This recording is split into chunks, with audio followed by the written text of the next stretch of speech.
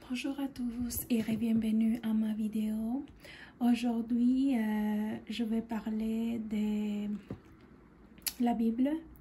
Je vais lire quelques passages. Alors, si vous aimez, donnez like et suivez-moi, souscrivez-vous à ma chaîne. Subscribe. Ok.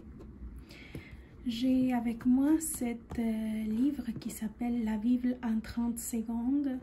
Et en fait, c'est des résumés des passages bibliques. J'ai l'Ancien Testament qui commence ici, par ici. Attendez. Ouais, ici, ça commence ici, la création. Puis j'ai aussi le Nouveau Testament. Mais je vais commencer par le Nouveau Testament parce que j'aime beaucoup toutes les paraboles de Jésus, puis les miracles de Jésus. Mais je vais commencer par la naissance de Jésus. Je vais parler de la Vierge Marie en ce moment. Ok? Fait que c'est ça. Ce chapitre-là s'appelle l'Annonciation. Et ici, moi, j'ai un résumé, mais je vais lire le résumé et par la suite, je vais prendre ma Bible et je vais lire les passages qui correspondent à cette verset, ok? À ce chapitre et ce verset. Donc, l'Annonciation. L'ange Gabriel apparaît à Marie, jeune fille juive fiancée à un homme nommé Joseph. Il lui annonce qu'elle portera le Fils du Tout-Puissant. Devant son trouble, il la rassure en ces termes. L'Esprit Saint viendra sur toi et l'enfant sera saint. Il sera appelé Fils de Dieu. Témoignant d'une foi inébranlable, Marie répond, « Mais voici, je suis la servante du Seigneur. Qu'il me soit fait selon ta parole. » L'expression « viendra sur toi » utilisée ici évoque la présence de Dieu emplissant la demeure. L'Ancien Testament grec, lui, a recouru au mot grec epikiaso, ayant ce même sens de couvrir. De même, la phrase « Le Seigneur est avec toi » adressée ici par l'ange Marie est omniprésente dans la Bible afin de mettre en évidence la présence et le soutien de Dieu dans le cadre de l'accomplissement de sa mission.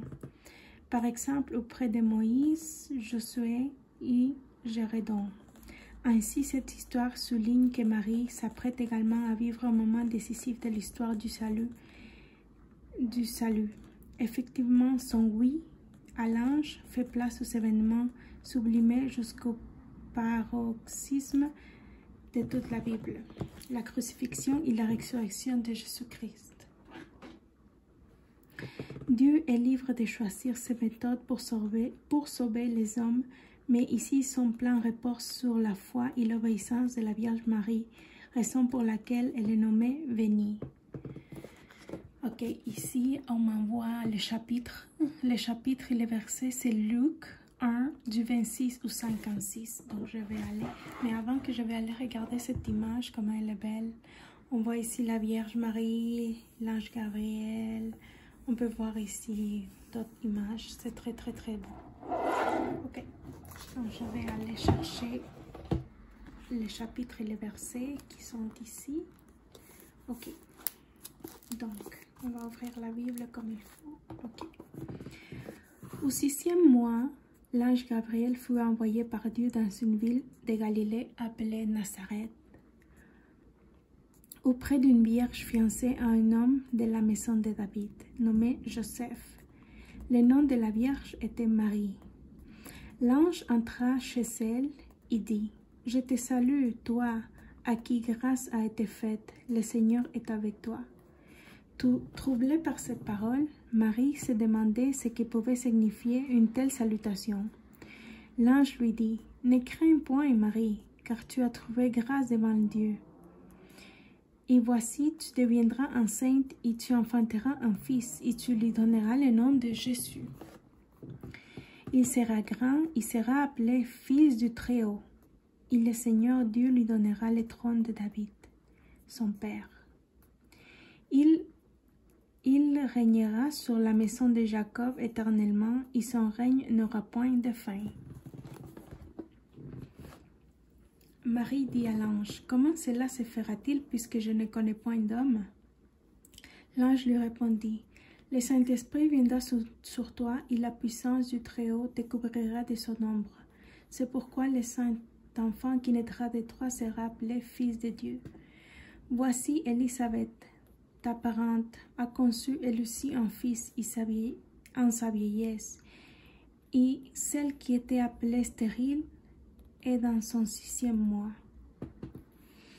Car rien n'est impossible à Dieu. » Marie dit, je suis la servante du Seigneur, qu'il me soit fait selon ta parole. Et l'ange la quitta. Visite de Marie à Élisabeth. Dans ce même temps, Marie se leva et s'en alla en hâte vers les montagnes dans une ville de Juda. Elle entra dans la maison de Zacharie et salua Élisabeth.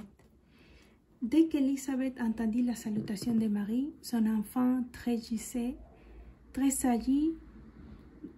dans son sein et elle fut remplie du Saint-Esprit.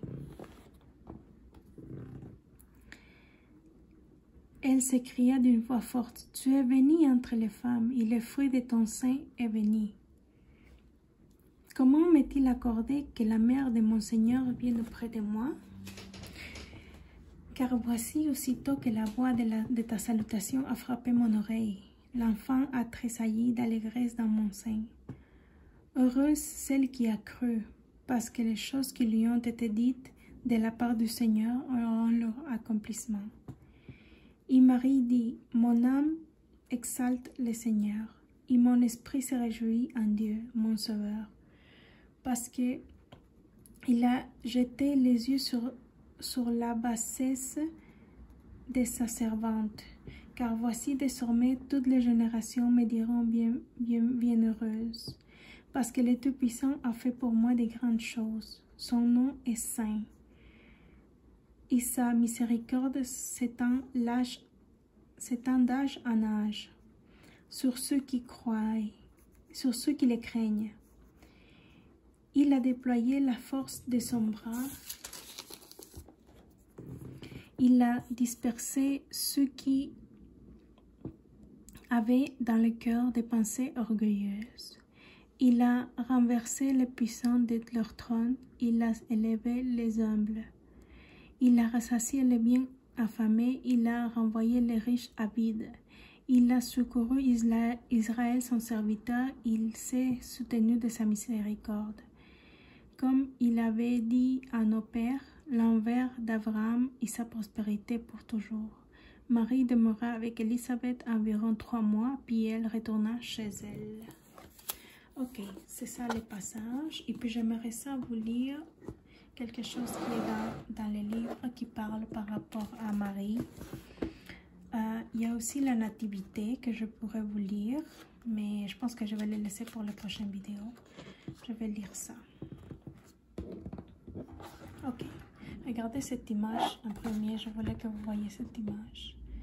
C'est très très joli. C'est la Vierge Marie avec Jésus. Ok, on va lire. Marie. Marie, mère de Jésus, fait partie des femmes les plus importantes de la Bible. Toutefois, elle a annoté plusieurs références étonnantes la concernant dans les écrits du Nouveau Testament. Les renseignements les plus nombreux sont fournis dans le cadre de la Nativité. Ça, c'est la page 100 et la page 101 ici. Ok. Mais Marie est également présente aux côtés de Jésus à plusieurs moments clés de la vie de celui-ci et par la suite. Identifiée dans l'évangile de Luc comme cousine d'Élisabeth, épouse du prêtre Zacharie, elle est décrite comme vierge, paternos, entre parenthèses, promise à Joseph lorsqu'elle reçoit la visite de l'ange Gabriel. Nous n'avons aucune information sur son âge, mais elle a probablement 12 ou 13 ans lorsqu'elle devient par miracle enceinte de Jésus. Luc relate l'accueil de Marie, des bergers et des mages, ainsi que les offrandes qu'elle présente au temple après la naissance de Jésus, avant de rentrer en Nazareth. Un détail particulièrement poignant se rapporte à sa réponse après que les bergers se sont répandus et élogés sur Jésus. Marie conserva avec soin toutes ces choses, les méditant en son cœur.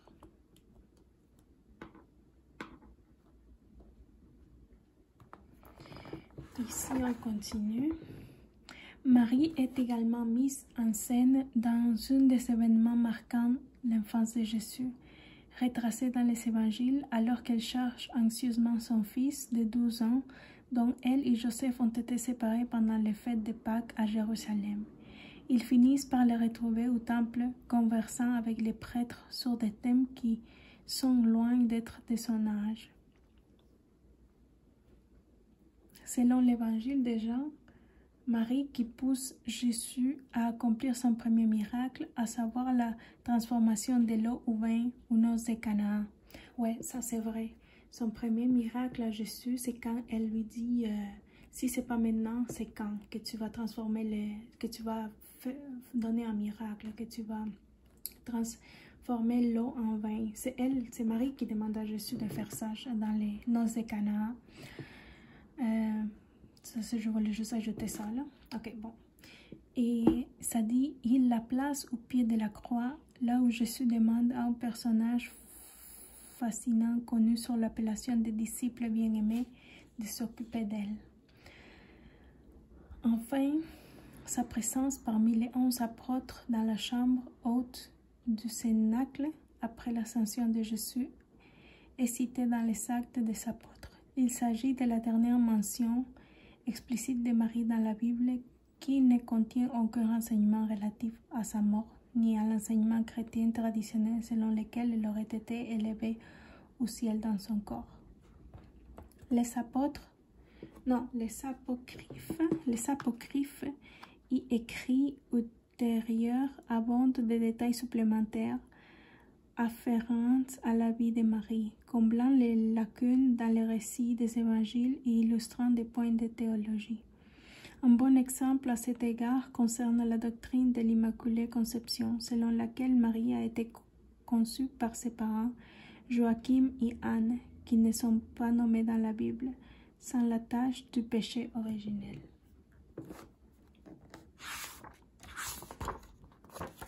Ici, on peut lire aussi une petite chose qui dit « Bien qu'elle apparaisse brièvement dans la Bible, Marie est célèbre au sein de l'Église comme paradigme de la foi pour sa franchise et sa soumission à la volonté de Dieu.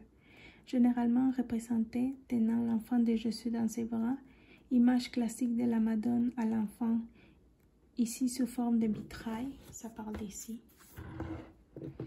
Elle éprouva autant d'immenses chagrins que de moments de joie, contemplant l'impuissance de son fils en proie à la souffrance et en train de mourir sur la croix.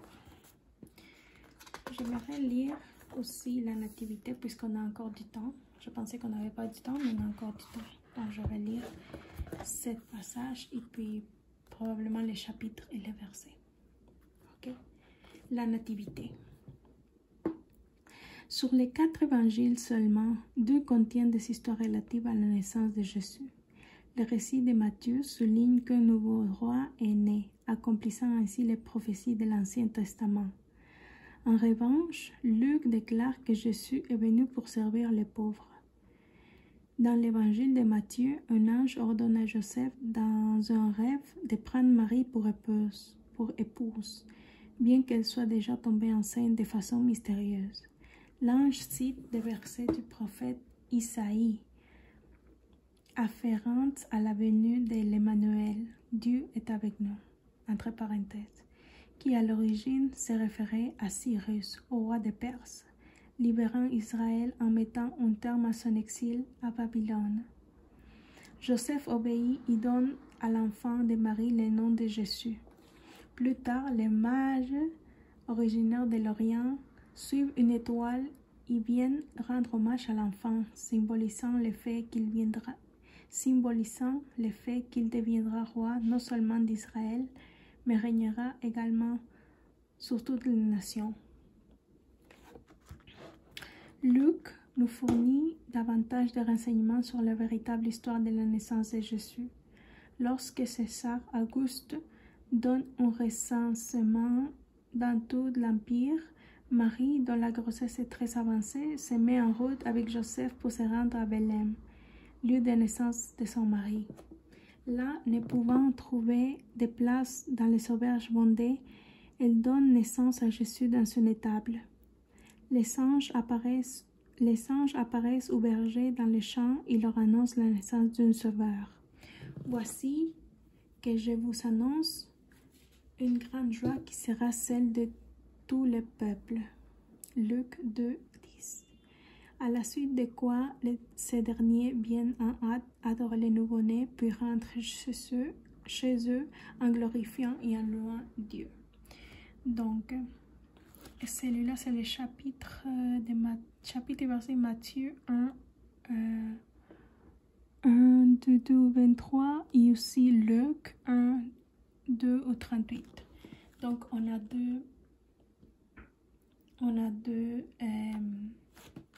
deux apôtres, Matthieu et Luc, qui racontent la même chose. Je vais aller voir ici parce que ça dit Matthieu. On va aller chercher Matthieu. Ok, Matthieu 1. Ok, au début.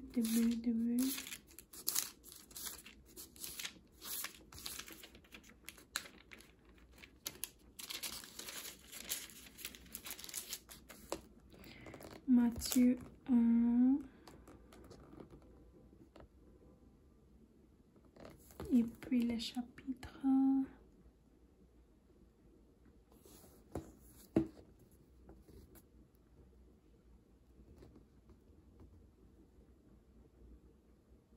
Ok, ici. Naissance de Jésus-Christ. Je vais juste les highlighter.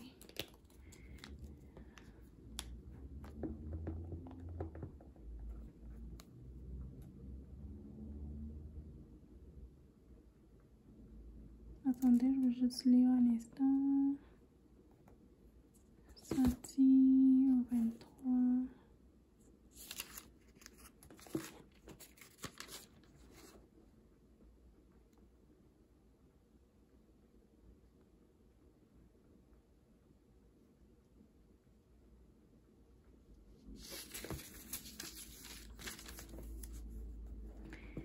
Parce qu'ici, ça dit... Ok, naissance de Jésus-Christ.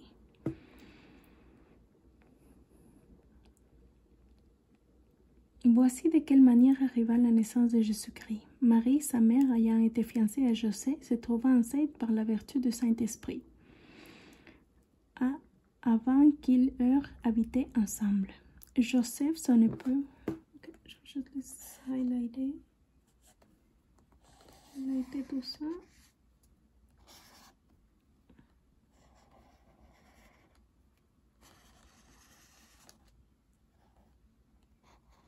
Okay.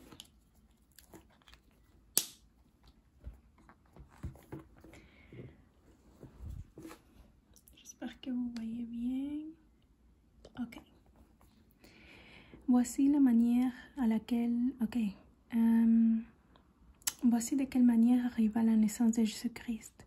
Marie, sa mère, ayant été fiancée à Joseph, se trouva enceinte par la vertu du Saint-Esprit, avant qu'ils eurent habité ensemble. Joseph, son époux, qui était un homme de bien et qui ne voulait pas la diffamer, se proposa de rompre secrètement avec elle. Comme il y pensait, voici un ange du Seigneur lui apparut en songe et lui dit, « Joseph, fils de David, ne crains rien.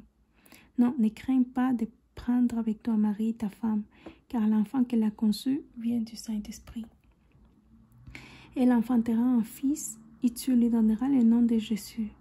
C'est lui qui sauvera son peuple de ses péchés. » Tout cela arriva afin que s'accomplit ce que le Seigneur avait annoncé par les prophètes. Voici la Vierge sera enceinte, elle enfantera un fils, et on lui donnera des noms Emmanuel, ce qui signifie Dieu avec nous. Joseph s'entend réveillé, fit ce que l'ange du Seigneur lui avait ordonné et prit sa femme avec lui. Mais il la connut point jusqu'à ce qu'elle eût enfanté un fils auquel il donna le nom de Jésus.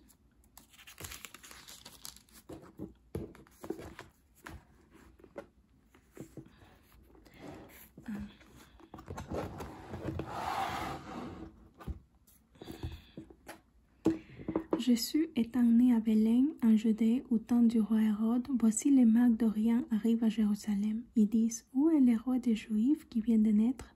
Car nous avons vu son étoile en Orient, et nous sommes venus pour l'adorer. Le roi Hérode, ayant appris cela, fut troublé, et tout Jérusalem avec lui. Il assembla tous les principaux sacrificateurs et les scribes du peuple, et il s'informa auprès d'eux où devait naître le Christ. Ils lui dirent à... Attendez, je vais juste avancer ici un peu. Ok. Ils lui dirent à Belén, en Judée, car voici ce qui est écrit par les prophètes.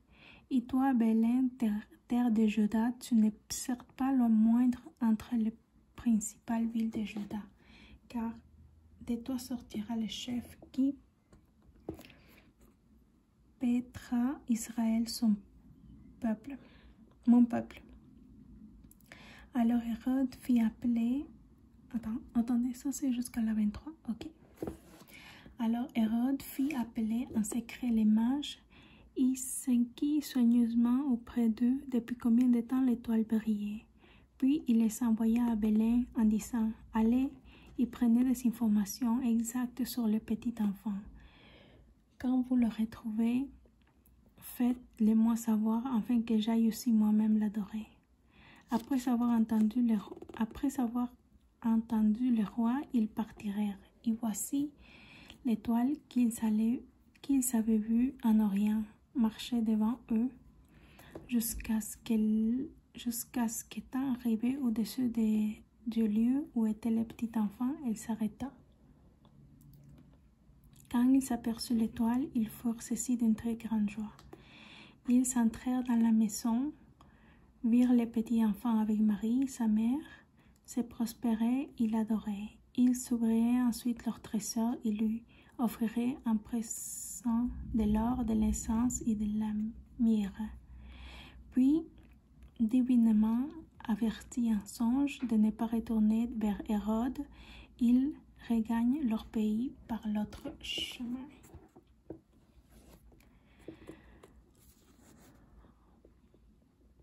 Lorsqu'ils furent partis, voici un ange du Seigneur apparut en songe à Joseph et dit, « Lève-toi, prends le petit enfant et sa mère, fuis en Égypte.